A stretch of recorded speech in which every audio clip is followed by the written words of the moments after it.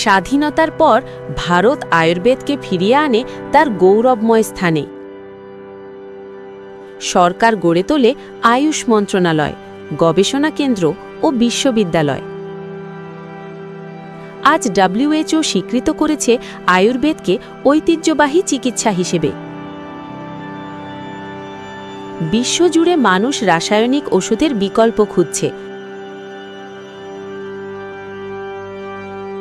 আর সেখানে আয়ুর্বেদ দিচ্ছে প্রকৃতির নির্ভর সমাধান।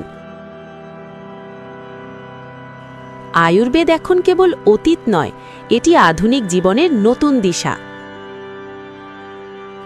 প্রকৃতি ও বিজ্ঞানের সমন্বয়ে আয়ুর্বেদ আজ নতুন যুগের স্বাস্থ্যের পথপ্রদর্শক।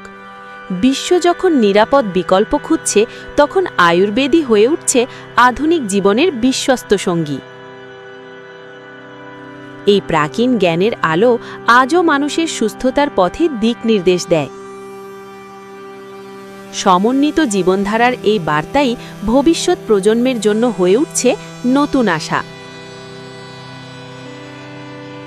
তাই কৃত্রিমতা ছেড়ে প্রকৃতির ছোঁয়ায় আপনাকে সুস্থ রাখতে আমরা শীঘ্রই আসছি বিশুদ্ধতার প্রতিশ্রুতি নিয়ে।